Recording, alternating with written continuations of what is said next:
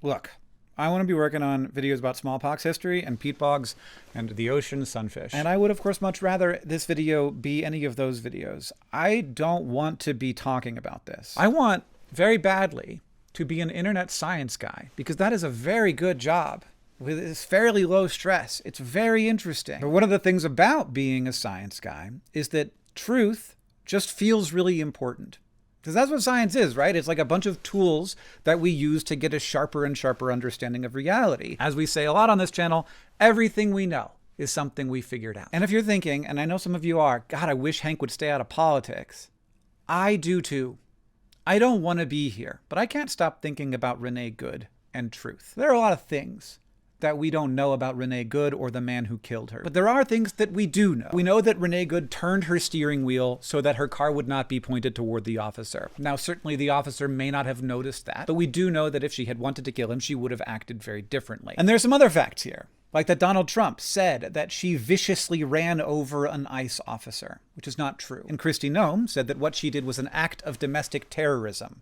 And that is also not true. I was raised in the era of I did not have sexual relations with that woman. I know that politicians lie, but there's something different going on here. They have no chance of getting away with their lies. We all know that she was not a terrorist who ran over an ICE agent. Everyone agrees she would have taken very different actions if her intent were to kill someone. Now, there's probably some people composing a comment right now, either in their heads or down in the comments. They're going to write, she shouldn't have been doing what she was doing. She shouldn't have been fleeing. She should have been listening to what the officers are saying. This video isn't really about that. It's not about what she should have done. It's not even really about what the ICE agent should have done. I'm not going to show you the video, of course, but it is very clear in the video that the first shot went through the windshield and the second and third shots went through the open driver's side window. And I know that it's just not my bias saying that this is difficult to justify, because instead of attempting to defend it, J.D. Vance simply lied about it.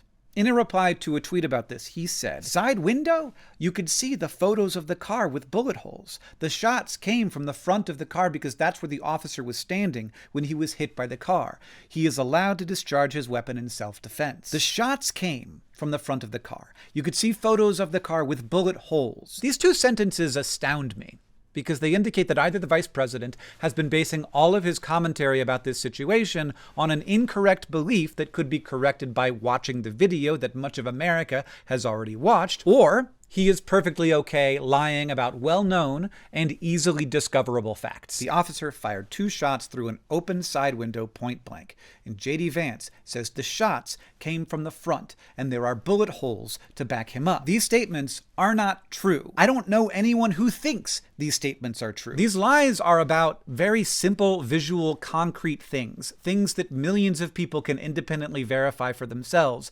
And this is the thing I can't shake. In science, when someone shows you data that contradicts your claim, you have a few options. You can update your belief, you can argue about interpretation, you can point out limitations, you could even say, I was wrong. What you cannot do, at least for very long, is pretend that the data don't exist. Reality doesn't cooperate with that strategy. What we are watching right now is a set of leaders behaving as if reality is optional, as if the goal is not to understand what happened, but to establish dominance over the narrative as quickly and as forcefully as possible. And this is, of course, unscientific, but it also feels to me like fundamentally disrespectful to the intelligence and agency of the American people. I know that there are some folks who are like along for the ride with these guys. Like some people certainly are fine with the lies because they feel that the lies are in service of some greater mission and that makes them justifiable. But that's not most Americans. Most people see a lie for the disrespect that it is. And this is important. Like this is not a verifiable fact, but do you think that they would be lying about this if they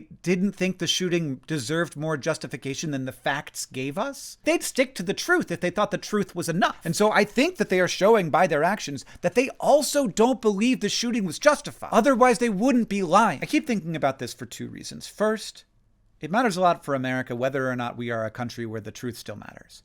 But second, and this is, I'm sorry, but I keep thinking about Renee Good. She has been treated terribly, and not just by random trolls on the internet or jerk pundits whose job is to get attention, by the men who have been entrusted to lead this nation. And since we cannot know her mind, the best we could do is be honest about the things that we do know, like where the wheels were pointing when she was shot, and where the shots came from when she was killed. And that is, for whatever reason, something that our president and vice president have been incapable of doing.